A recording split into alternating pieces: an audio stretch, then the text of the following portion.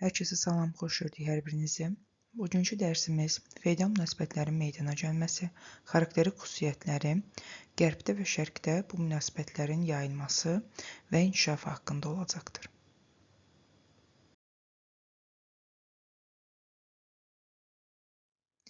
Hər bir yeni quruluş köhnə quruluşun tərkibində yaranır. Yəni feodalizm quruluşu da quldarlıq quruluşunun tərkibində yaranmışdır.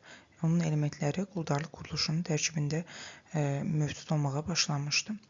Dünya xalqları digər quldarlıq quruluşundan fərqli olaraq feodalizm quruluşunu demək olar ki, əksər dünya xalqları yaşayıbdı. Quldarlıq quruluşunu vurğuladığım kimi bəzi xalqlar yaşamayıblar, birbaşa ibtidai icma quruluşundan feodalizm quruluşuna keçiblər. Hansıdır o xalqlar? Deməli, ərəblərdir, almanlardır. Bir neçə türk tayfaları da, yəni türk tayfalarının hamısı yox, bir neçə türk tayfaları da, monqollar da və s. Bu kimi xalqlar ibtidai icma quruluşundan birbaşa feodalizm quruluşuna keçid ediblər. İndi isə bunun səbəbi nədir o haqda danışaq. Çünki həmin xalqlar qalibiyyətli müharibələr nəticəsində dövlətlərini yaradıblar. Ona görə də ibtidai icma quruluşundan birbaşa feodalizm quruluşuna keçid ediblər. Məsələn, ərəblərdən götürsək, Məhəmməd Peyğəmbər din uğrunda müharibə aparırdı. Dini yaratdıqdan sonra qalibiyyətli müharibə nəticəsində öz dövlətinin əsasını qoymuşdur 630-cu ildə. Monqollardan Çingizxan digər tayfalara qalib gələrək 1206-cı ildə qalibiyyətli müharibə nəticəsində öz dövlətinin əsasını qoymuşdur və s. İndi isə bu feodalizmin şərq və qərb ölkələri arasında fərqindən danışaq. Şərqdə feodalizm, biz də şərq ölkəsiyik, yəni Azərbaycan da şərq ölkəsidir, onu da vurğulayım ki, şərqdə feodalizm daha uzun olubdu, yəni tez yaranıb, gec dağılıbdı. Qərbdə feodalizm isə daha qısa olubdu, gec yaranıb, tez dağılıbdı. Yəni şərq ölkələrində feodalizm 3-cü əsrdə yaranıb, 19-cu əsrdə süquta uğrayıbdı. Qərb ölkələrində feodalizm isə 5-ci əsrdə yaranıb, 17-ci əsrdə süquta uğrayıbdı. Yəni dağılıbdı. Yeni bir mərhələ ilə əvəz olunub, kapitalizmlə əvəz olunubdu ictimai quruluşla. İndi isə feodalizmin keçdiyi inkişaf mərhələsini bölək 3 dövrə bölünür. Qərblə şərqi ayrı deyəcəyik. Qərbdə feodalizmin yaranması, bayaq da qeyd etdiyimiz kimi 5-ci əsrdə yarandı. Erkən feodalizm 5-11-ci əsrləri əhatə edir. Klassik feodalizm inkişaf mərhələsi deyilir buna 11-15. Son feodalizm isə 15-17-ci əsrləri əhatə edir. 16-17 deyək. Şərqdə feodalizm 3-11-də yaranıb, yəni erkən feodalizmdə 3-də yaranıb 11-ə qədər erkən feodalizmdə. Ondan ardınca deməli inkişaf, yəni klassik mərhələsi 11-15, şərqlə qərb, yəni klassik feodalizmdə eyni mərhələdir 11-15. Son feodalizm isə deməli 16-19-cu əsrləri əhatə edir və burada müəyyən xidmətə görə xidmət müqabilində torpaq verilirdi. Tayfa başçıları get-gedə krala çevrilirdi və onlar da xidmət müqabilində torpaq verirdilər hərbiçilərə. Həmin o torpaq sahibi adlandırılırdı feodal, torpaq isə feod adlandırılırdı. Quruluş isə feodalizm quruluşu adlanırdı. Yəni bu quruluşun adı bu cür yaranmışdı.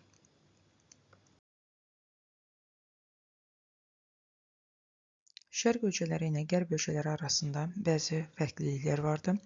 Şərq ölkələrində feodalizm xarakterik xüsusiyyətləri nələrdir? Onlar haqqında danışaq. Cəmiyyətdə əsas istehsalçı qüvvə kəndlər idilər. Yəni onlar əsasən işləyirdilər müəyyən sahələrdə və burada yararlı torpaqlarda, suvarma sistemlərdə hamısı dövlətə məxsus idi və buna görə də şərqin feodalizmi dövlət feodalizmi adlandırılırdı. Vergini də kəndlərin əksəriyyəti dövlətə ödəyirdilər, amma feodala ödəyənlər də var idi. Yəni həm feodala, həm də dövlətə vergi ödəyənlər var idi. Burada quldarlığın bəzi xarakterik xüsusiyyətləri qaldıqlarına görə bu dövrdə feodalizm quruluşunda yaranan dövlətlər sülalələrin adları ilə adlandırılırdı. Şərqdə, yəni dövlətlər dediyimiz kimi sülalələrin adları ilə adlandırılırdı. Məsələn, buna bir misal göstərək. Şeybanilər dövləti Şeybanilər sülaləsindən idi. Sülalənin adı ilə Şeybanilər dövləti adlandırılırdı. Səfəvilər dövləti Səfəvilər sülaləsindən idi. Səfəvilər dövləti adlandırılırdı. Yəni bu cür adlar verilirdi. Torpaqlar iki formada olurdu. Şərti və irsi torpaq mülkiyyəti. İrsi torpaq mülkiyyəti adından da göründüyü kimi irsdən keçirdi. Nəsildən nəsilə ötürə bilirdilər. Şərt torpaq mülkiyyəti isə xidmət müqabilində verilirdi və xidmətin müddəti başa çatdıqdan sonra şəxsdən geri alınırdı.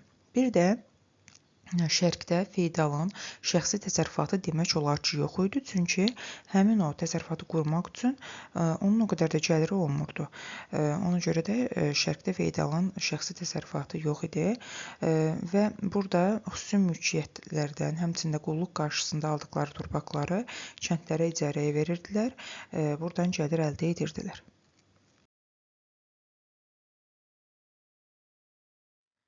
Vurğuladıqca qərbdə feodalizm bir qədər gec formalaşıbdı, şərqə nisbətən 5-ci əsrdə yaranıbdı və quldarlığın dağılması, feodal münasibətlərinin meydana gəlməsi Roma imperiyasının dağılması ilə götürülür.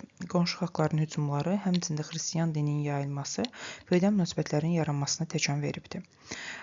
Şərqdəki feodalizmdən fərqli olaraq qərbdəki feodalizmdə irsi torpaq mülkiyyəti geniş yayılmışdı və paylanan torpaqların çoxusu irsən keçirdi. Bu isə burada feodalizmin tez zamanda dağılmasına gətirib çıxaracaq, feodal pərəkəndəliyinə gətirib çıxaracaqdı. Çünki həmin o torpaqları nəsildən nəsilə ötürərək öz əmlaklarını, malikanələrini genişləndirən feodallar artıq kral hakimiyyətinə tabe olmayacaqlar və bunun nəticəsidir ki, sonda Avropada feodal pərəkəndəliyi meydana gələcəkdir və feodal nərdivanı yaranacaqdır. İstifadə edilən təsərrüfat natural təsərrüfat idi. Natural təsərrüfat bazarla əlaqəsi olmayan zəruri təbəbat mallarının malikanə daxilində istehsal edilməsinə natural təsərrüfat deyilir. Yəni məhsulu bazara çıxarmalar malikanə daxilində istehsal edirlər və mal mübadiləsi edirdilər. Bu da bazar əlaqələrini təbii ki də zəiflədirdi. Kəndlərin vəziyyəti necə idi? Avropada kəndlilər azad və təhkimli olmaqla iki qrupa bölünürdü. Azad kəndlilər adından da göründüyü kimi azad idilər. Təhkimlilər isə torpağa təhkim olmuşdular. Düzdür, qul deyildilər, amma hər cəhətdən feodaldan asılı idilər. Feodal icazə verməzsə bir yerdən başqa yerə gedə bilməzdilər. Yəni bir feodalın yanına başqa feodalın yanına gedə bilməzdilər. Həmçinin də evlənə bilməzdilər. Evlənmə hüquqları yox idi. Hətta belə deyək ki, bəzi Avropa ölkələrində qul kimi bunları alıb satırdılar. Get-gedə azad kəndlilər də Avropada təhkimli kəndli vəziyyətinə düşürdü. Yəni, kəndlərin vəziyyəti yaxşı deyildi. Deməli, şərqlə qərbi müqayisə eləsək, burada Avropada təhkimçiliklərin kök salmışdı. Asiyada isə, yəni şərq ölkələrində isə təhkimçilik yalnız torpağa görə idi. Şəxsi asıllıq yox idi. Onu da vurğulayaq ki, dünyada ən qatı təhkimçilik ölkəsi Rusiya olubdu. 19-cu əsrə qədər təhkimçilik burada mövcud olubdu.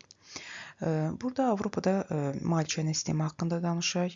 Kəndlilər feodal malikanəsində ailəsi ilə bir işdə yaşayır, onun işini görür, əkib becərir, heyvanlarına baxırdılar və burada iki otaqlı çomalarda yaşayırdılar. Və bu dövrdə erkən orta əsrlərdə, klassik orta əsrlərdə Avropada epidemiyada, qida çatışmamazlığı da geniş yayılmışdı. Həmçinin də insan ömrü ortalama təxminən 35 il idi. Bu da ki, tez insan ölümünə gətirib çıxarırdı.